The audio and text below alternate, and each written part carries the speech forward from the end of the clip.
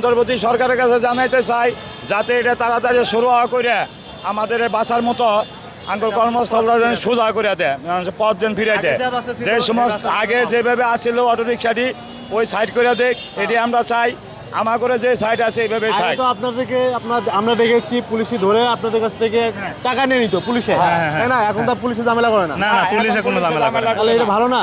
মানে আপনি আগে কেমন ছিলেন? আগে আপনার মনে করেন কাঁচা বাজারের দামও অনেক দেখছি আমরা, এখন আমরা শুনতেছি কাঁচা বাজারের দাম কমছে, মাংসের দাম কমছে, সব জিনিসের দাম কমছে। না এখনো নিরন্তনে আসে নাই তো।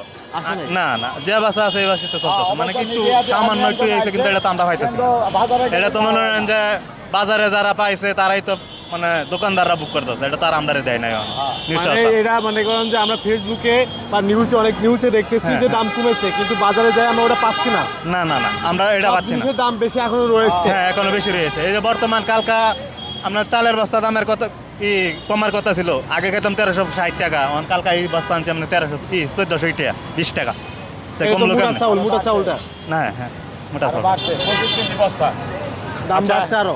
আচ্ছা যা আপনারা ধন্যবাদ, আপনারা আমার সাথে কথা কইছেন, তাতে আমি খুশি আছি।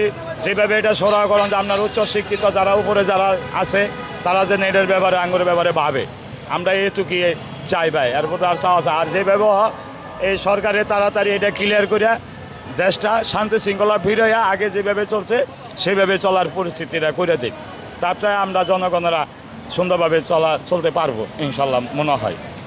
আর আগের মতন চলবে, মানে আগের সাথে আরো ভালোভাবে চলবে ইনশাআল্লাহ। হ্যাঁ ইনশাল্লাহ, আমরা তো মনে করি যে সুন্দরভাবে যদি সামনে পরিচালনা করে তাহলে আগের চাই আরও সুন্দরভাবে চলার মতো চলা যাব, কারণ চলার চেষ্টা করলে আরও আমরা সুন্দরভাবে চলতে পারবো।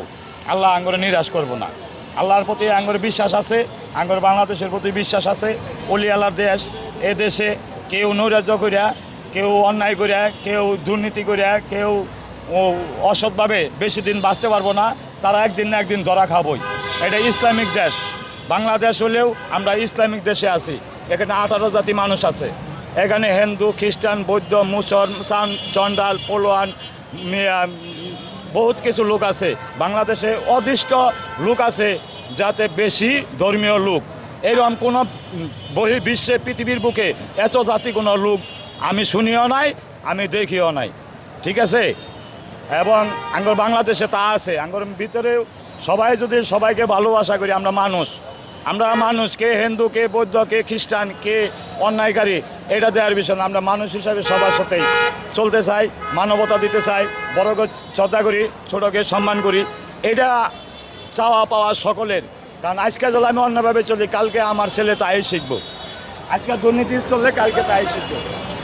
আচ্ছা কোন টিভি আপনি? Viral news 24।